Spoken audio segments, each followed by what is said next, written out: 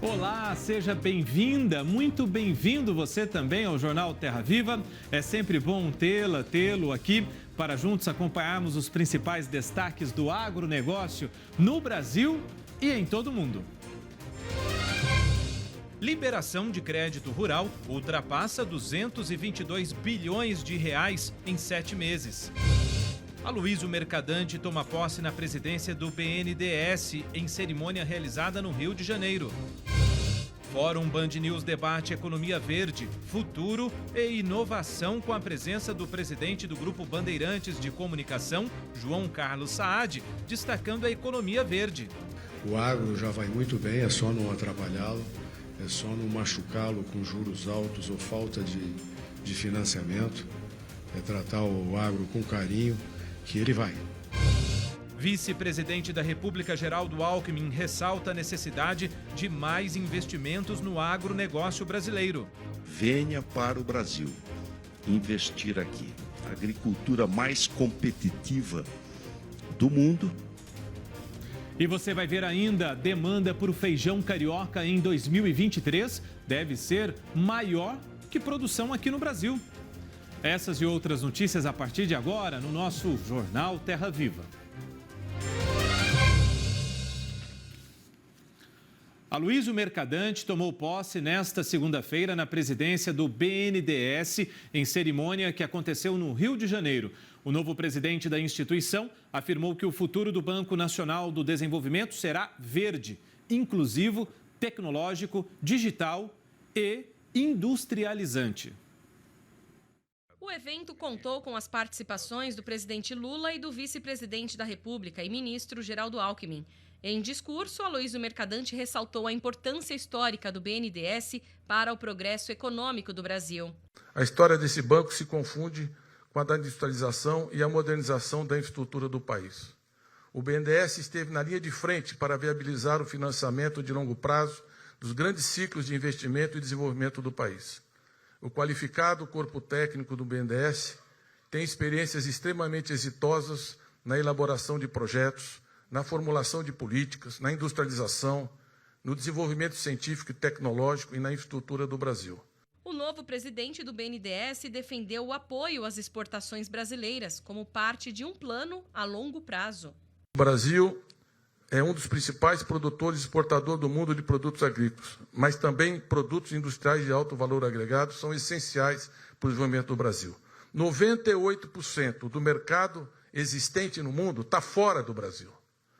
Para sermos competitivos, as empresas brasileiras precisam disputar esse mercado, ganhar escala, ganhar competitividade, ganhar eficiência. Essa é uma pauta fundamental para o futuro do BNDES, da indústria e do Brasil.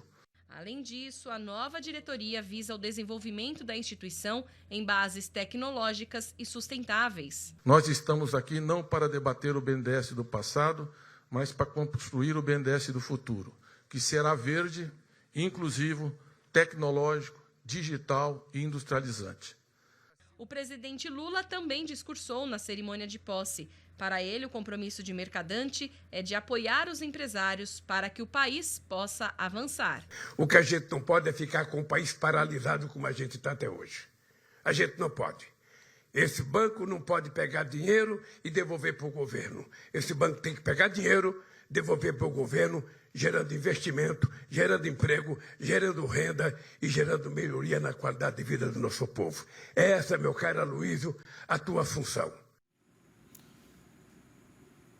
E o Band News TV realizou nesta segunda o primeiro Fórum Band News do ano. O evento discutiu as soluções para a construção de um futuro mais sustentável. Na abertura do evento, o presidente do Grupo Bandeirantes, João Carlos Saad, destacou a promoção de um desenvolvimento econômico equilibrado com o meio ambiente. Verde nós já somos, nós já cuidamos da nossa natureza há mais de 500 anos. Então nós temos 66% do nosso território preservado, 92% da nossa energia é renovável. Então o nosso problema não está no verde, nosso problema está em crescimento, expansão, exportação. Precisamos arrumar a nossa casa e crescer.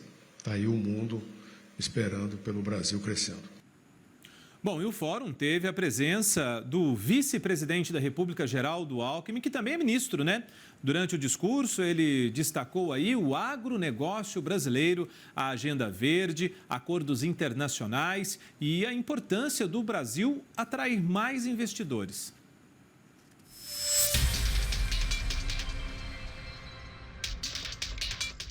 Então, é importante você ter o Exim Bank, ou seja, você financiar a exportação e importação. E, para isso, tem fundo garantidor.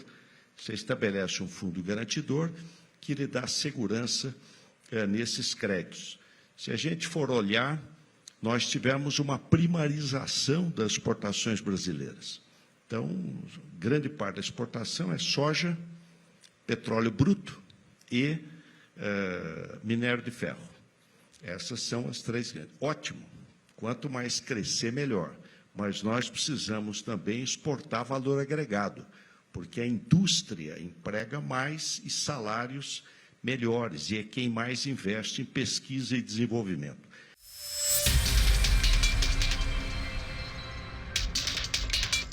O Brasil tem 2% da economia mundial. 98% da economia está fora do Brasil. Então, você tem que ter inserção na economia internacional, nas grandes cadeias globais da economia. Então, os acordos internacionais são importantes. Acabamos de ter uma vitória essa semana, Melis. Os Estados Unidos tirou o Brasil da lista antidumping do aço. Tirou o Brasil, manteve 11, mas tirou o Brasil. Para ter uma ideia disso, essa imposição era uma taxa de importação 74% sobre a alíquota ad valorem. Você tinha dificuldade de exportar aço. Tirou para a exportação do aço brasileiro, placa de aço carbono. Então, a nossa exportação vai crescer forte para os Estados Unidos. Então, os acordos internacionais são extremamente relevantes.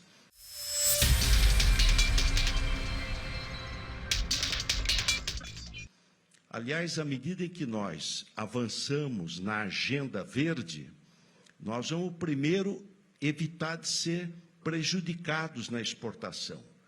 Pós-pandemia, houve um aumento do protecionismo no mundo e vão utilizar também como protecionismo e dificultar a exportação de produto brasileiro. Olha, a Europa não pode comprar carne do Brasil, se for de área de desmatamento. Não pode comprar soja, não pode comprar isso, não pode comprar aquilo. Então, o fato do Brasil passar a ser o grande protagonista no mundo do combate às mudanças climáticas e da defesa dos recursos naturais vai nos abrir mercado, evitar que a gente perca mercado e vai conquistar novos mercados.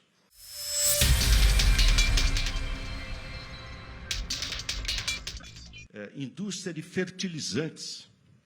Nós somos o maior exportador mundial de alimentos. O primeiro item da pauta de importação é fertilizante, primeiro. Nós importamos 93% do consumo de fertilizantes, que é caríssimo, sendo que nós estamos enterrando gás natural na Bacia de Santos.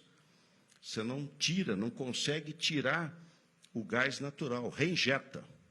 E o gás natural vem com amônia. Amônia, nitrogênio, do NPK. Então, nitrogênio. Então, você tem uma possibilidade enorme de fazer a indústria de fertilizantes crescer e crescer forte no Brasil, melhorando ainda mais competitividade do agro, dando mais segurança.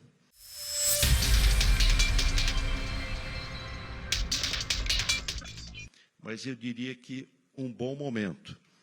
O mundo vai precisar do Brasil e nós temos que atrair investimento. Venha para o Brasil investir aqui. A agricultura mais competitiva do mundo, parque industrial. Nós fabricamos desde avião até míssil e, de outro lado, setor de serviços também, de grande qualidade. Nós precisamos consolidar as nossas conquistas e inovar e trazer mais investimento para o Brasil. Esse foi apenas o primeiro fórum de discussão do Band News TV, que tem realizado amplas discussões para o crescimento do nosso país. A seguir, você vai ver que a liberação do crédito rural alcança quase 223 bilhões de reais em 7 meses do atual Plano Safra. E vamos mostrar ainda, economistas consultados pelo Banco Central elevam pela 8ª vez seguida a previsão da inflação em 2023. Números que a gente debate daqui a pouquinho, depois do intervalo.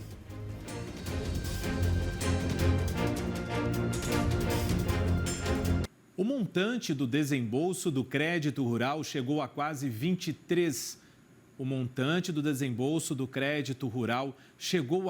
223 bilhões no Plano Safra 2022-23, no período de julho de 2022 até janeiro de 2023. Veja só, os financiamentos de custeio tiveram uma aplicação de mais de 136 bilhões de reais. Já as contratações das linhas de investimentos totalizaram quase 60 bilhões de reais. As operações de comercialização atingiram 15 bilhões e meio e a industrialização quase 11 bilhões de reais. Economistas consultados pelo Banco Central elevaram pela 8ª vez seguida a previsão para a inflação em 2023. O IPCA, medidor oficial da inflação no Brasil, pode ficar em 5,78% ainda este ano. Na semana passada, a previsão era que o indicador ficasse em 5,74%. A taxa Selic deve se manter em 12,5%. Atualmente, o Conselho de Política Monetária projeta a taxa em 13,75% ao ano. O Copom também vem sinalizando que os juros vão se manter altos por um período mais prolongado. Os especialistas consultados pelo Banco Central estimaram uma desaceleração do crescimento econômico nacional.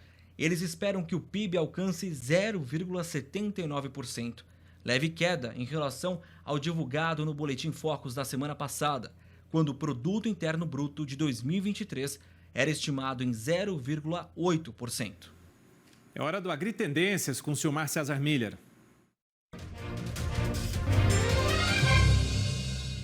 O presidente Lula parece que não gostou muito dessa nova previsão aí de alta da inflação, hein, Silmar? Será que vem mais alta dos juros por aí? Boa noite. Muito boa noite, Márcio. Boa noite aos nossos amigos do canal Terra Viva. Pois é, o presidente Lula voltou a criticar hoje a política do Banco Central. A situação está piorando em termos de atrito com o presidente do banco, quem ele culpa aí pela manutenção das altas taxas de juros no Brasil.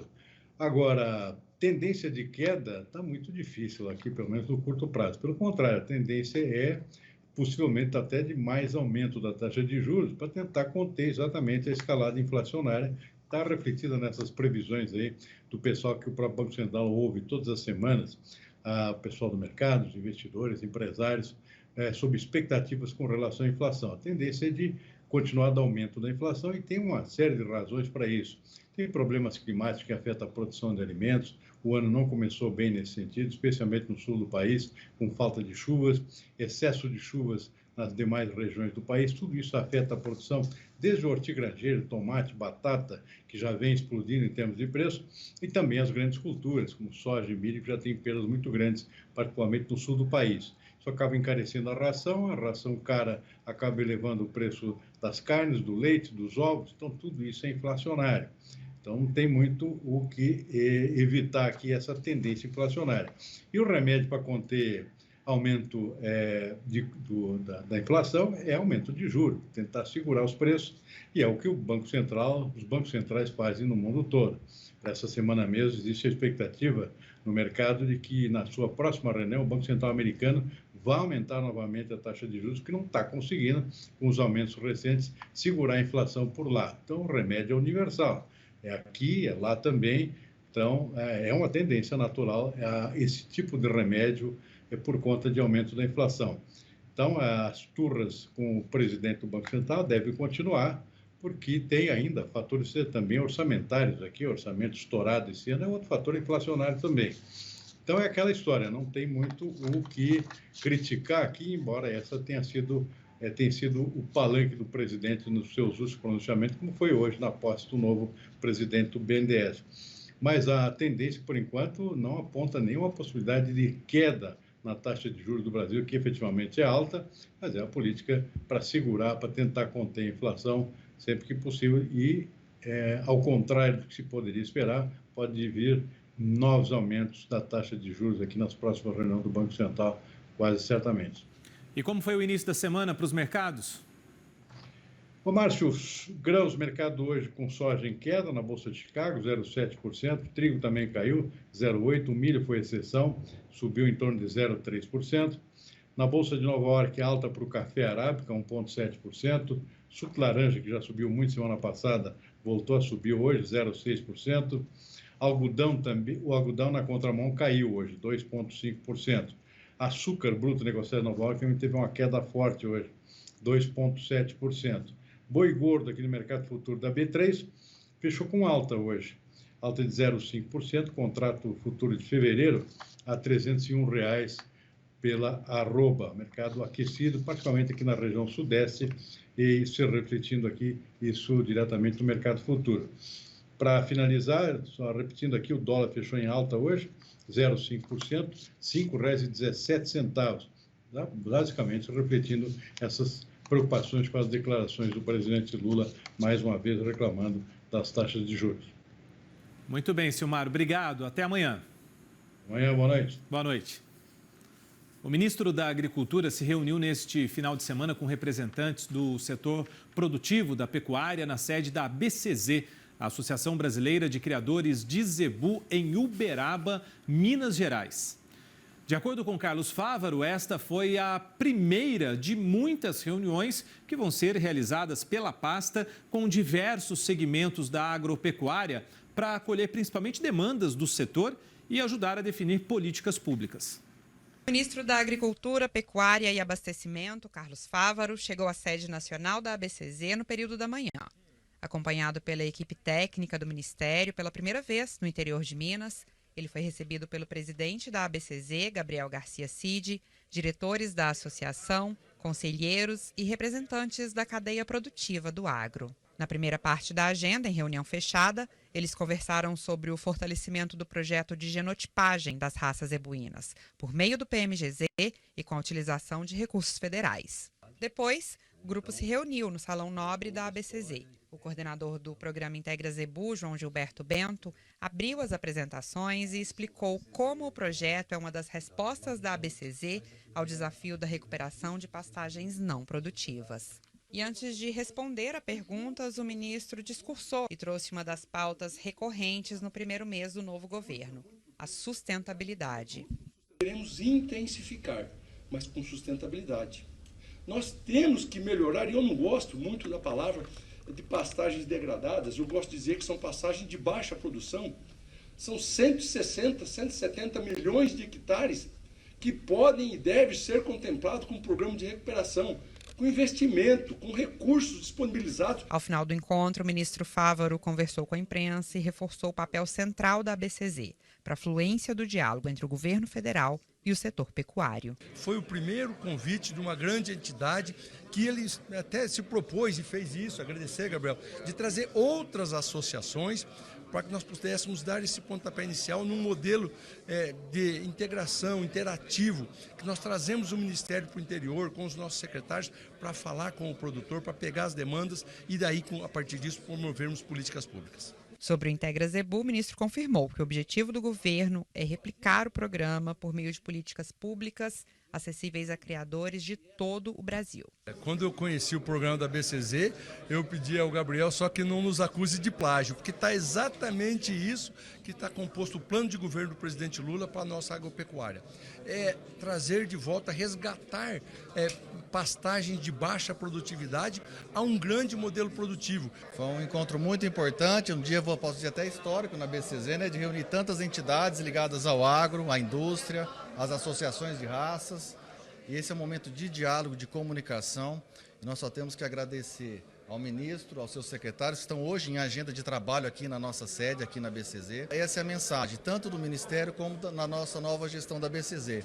É comunicar para saber o que e como a gente pode fazer de bem para todos os pecuaristas, para toda a pecuária, para todo o setor produtivo. É isso aí. A seguir, a previsão do tempo para todo o país, lembrando que no Rio Grande do Sul tem 235 municípios com decretos de situação de emergência por causa da estiagem. E você vai ver ainda, demanda por feijão carioca em 2023 deve ser maior que a produção aqui no Brasil. A gente conta depois do intervalo. Até já. O Rio Grande do Sul tem 235 municípios com decretos de situação de emergência por causa da estiagem. As perdas em algumas propriedades já chegam a 100%. A nossa Emater tem o levantamento, está fazendo esse levantamento contínuo. A região central com perdas aí superiores a 70%, 80%, em algumas localidades e algumas propriedades até 100% de perda. Nós, na sexta-feira, agora teremos o retorno das nossas secretarias para identificarmos as medidas urgentes que precisam ser colocadas em prática para que a gente dê atenção ao nosso produtor.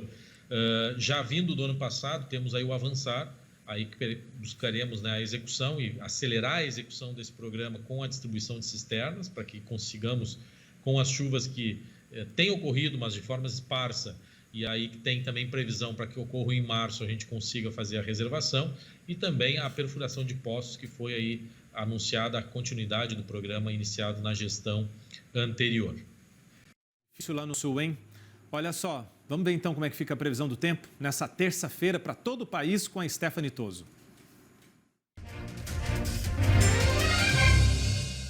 Nesta terça-feira, as instabilidades ganham ainda mais força em parte do sudeste do país. Tem destaque para todo esse fluxo de umidade, também uma frente fria, ainda afastada na região, favorecendo nuvens muito carregadas entre o sul de Minas e o estado do Rio de Janeiro. A tendência entre a terça-feira e pelo menos até o fim da semana, lados extremo alto, até chegando a 100 milímetros em algumas áreas. O interior do Rio de Janeiro volta a ficar alerta. No estado de São Paulo, chuva forte em boa parte das áreas do norte paulista. Esses atos serem expressivos e a região de Piales e Votoranga ainda seguem em alerta para o risco de temporais. Agora, na região sul do país, destaque para o calor, principalmente no Rio Grande do Sul. Tempo firme, muito seco, baixa umidade do ar e, por enquanto, sem previsão de mudanças para esse cenário. O calor aumenta, inclusive, o risco de queimadas em grande parte do interior gaúcho. Agora, entre centro-oeste, norte e nordeste, as pancadas ainda são bem típicas de verão, mas com muita atenção para a região do Mato Piba, onde os acumulados tendem a ser expressivos.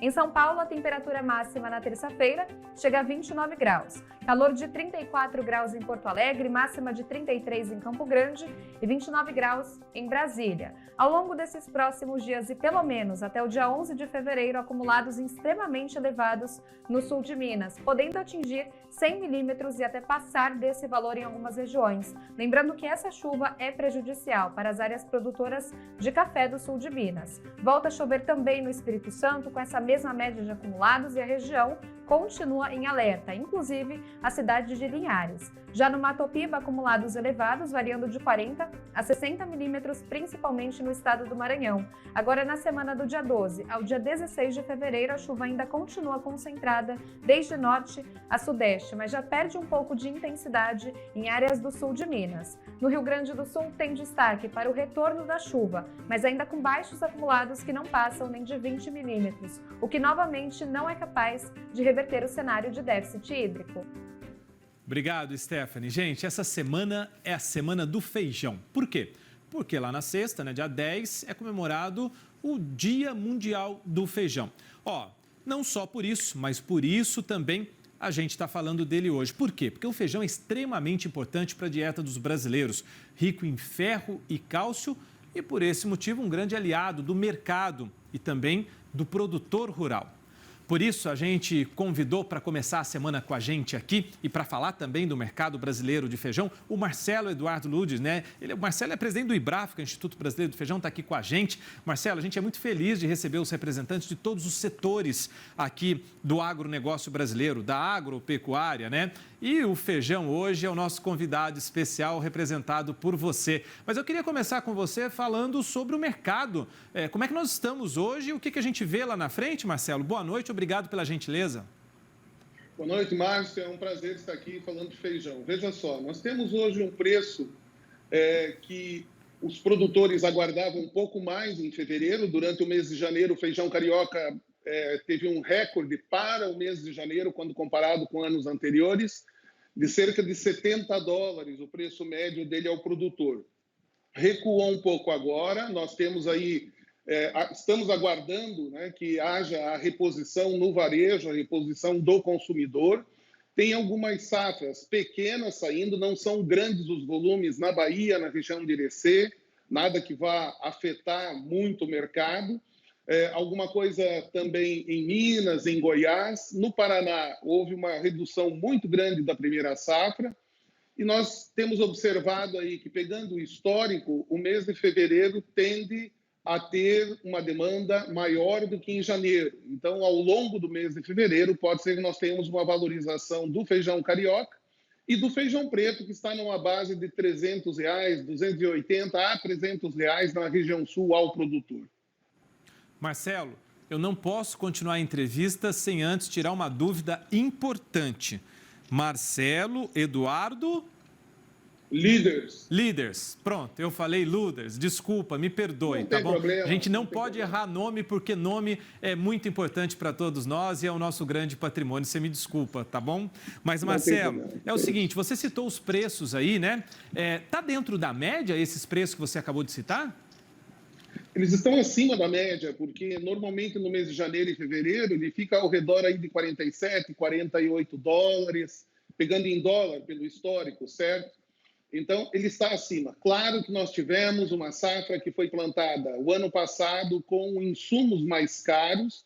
Claro que nós tivemos também uma produtividade mais baixa, o que leva o mercado a esses números, né, que a gente comentou aí, de $60 a $70, sendo considerados até normais, né, dentro da anormalidade que nós temos com a questão do volume que está sendo ofertado. Lembrando que a área de feijão tem diminuído, todos os anos diminui um pouco a área de feijão. A produtividade não consegue acompanhar e por isso nós temos preços maiores aí para o mercado e para o produtor. Marcelo, como é que está sendo preparado aí as comemorações para o dia 10, hein? Com muita feijoada, não? Muita feijoada e um pão de feijo, isso mesmo, pão de feijo. É um pão bastante inclusivo, todas as pessoas vão consumir e vão gostar. Mas aquelas pessoas que têm algum problema, por exemplo, com lactose, ele não tem queijo, não tem manteiga, não tem leite, então ele tem um sabor muito interessante, muito parecido com o pão de queijo, a base dele de mandioca, mas é enriquecido com a parte nutricional dele, proteica, é do feijão. Então é o pão de feijo, vai existir degustação em algumas regiões, vamos lançar em Curitiba, capital brasileira do estado que mais produz feijão, ainda até agora, né, chegando Minas muito perto, e entendemos e convidamos todas as pessoas a compartilharem nas redes sociais o seu prato de feijão. Sabemos que a maioria vai estar com prato de feijão sexta-feira na hora do almoço à sua frente. Então, é compartilhar e fazer tudo isso aí uma grande festa, né, porque é muito importante a produção de feijão na economia do Brasil, na nutrição do brasileiro, e cada vez mais importante para o mundo também. Marcelo, vamos fazer o seguinte, na sexta-feira a gente volta para falar desse pão de feijo aí, então vamos dar um jeito de trazer esse pão aqui para o estúdio na sexta-feira, não sei, vamos ver com a produção, a gente faz essa receita aqui, você passa para... Vamos explicar o que é isso aí, para matar a curiosidade de todo mundo, porque a hora que você falou pão de feijo, assim, um olhou para o outro aqui e começou, o que é isso? O que é isso? Então nós vamos ter que matar essa curiosidade de todo mundo na sexta-feira, fechado? Fechado. Feijão cada vez mais como ingrediente também, não só um produto pronto. Por isso o pão de feijo, mas a gente vai cuidar que vocês recebam aí. Vamos fazer isso então. Gente, recebi aqui o Marcelo, né, que é presidente do IBRAF, né, do Instituto Brasileiro do Feijão. Marcelo Eduardo Líderes. Tá bom, Marcelo? Muito obrigado pela gentileza, pela atenção. Foi um prazer, boa semana a todos. Boa semana, até mais. O milho também é tão versátil que pode estar no nosso prato, numa ração animal e até em tanques de combustível. Você sabia disso? Pois é. O uso do grão para a produção de etanol aqui no Brasil vem crescendo. Nos 80 alqueires de terra da família do Jonathan, são produzidas 32 mil sacas de milho, em média, a cada safra. Ele vai tanto para ração animal quanto para moinhos, né, para fazer fubá, tanto fubá de milho e de derivados do milho na indústria. Esse ano, segundo a Conab, o Brasil deve colher 127 milhões de toneladas de milho, 15% a mais que a safra anterior, mesmo com uma pequena redução da área plantada. Além da ração e de alimentos, cada vez mais grãos são usados para fazer combustível. No Mato Grosso, essa indústria usa somente milho na produção de etanol. De 2018 para cá, a produção de etanol à base de milho aumentou 800% no Brasil. No ano passado, foram quase 5 bilhões de litros, o que representa 13% do total de biocombustíveis produzidos no país. E a grande vantagem do milho em relação à cana-de-açúcar é a capacidade de armazenamento. Você não tem como armazenar cana para todo mês moer cana-de-açúcar. Não, a usina fica parada vários meses. O milho não, você pode armazenar o milho até 2, 3 anos sem problema. Agora, uma nova medida pode estimular ainda mais a produção nacional. A Câmara de Comércio Exterior decidiu não prorrogar a isenção do imposto de importação de etanol de países de fora do Mercosul. A taxa foi zerada no ano passado, na tentativa de aumentar a oferta e reduzir preços nos postos. Segundo o Ministério da Agricultura, o setor tem capacidade de fornecer o biocombustível para atender toda a demanda interna. Olha, a gente quer deixar um abraço especial aqui, toda a nossa equipe, para o nosso colega, para o nosso parceiro aqui, o Otávio Sesc Júnior, que nesse final de semana se despediu da sua mãe, né, a dona Ruth Nunes Sesc, de 96 anos, que infelizmente faleceu. Aos 96 anos, a professora Ruth, como era conhecida, residia em Marília, no interior paulista, mas estava na casa de familiares em Londrina, no Paraná. Ela faleceu dormindo na madrugada da última sexta-feira. Era viúva do jornalista, radialista e narrador esportivo Otávio Sesc, um dos mais destacados nomes da imprensa de Marília. Ela deixou 4 filhos, Caetano, Beto, Max e o nosso companheiro Otávio Sesc Júnior. Como professora, teve um importante histórico de atuação tanto na rede pública de ensino quanto na particular, no município de Marília.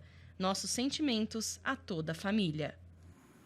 Abraço, Tavinho, você, toda a sua família aí. O nosso abraço de muita paz. Voltamos nessa terça, 6h45 da noite. Bom descanso, bom trabalho para quem segue trabalhando e continue com a gente.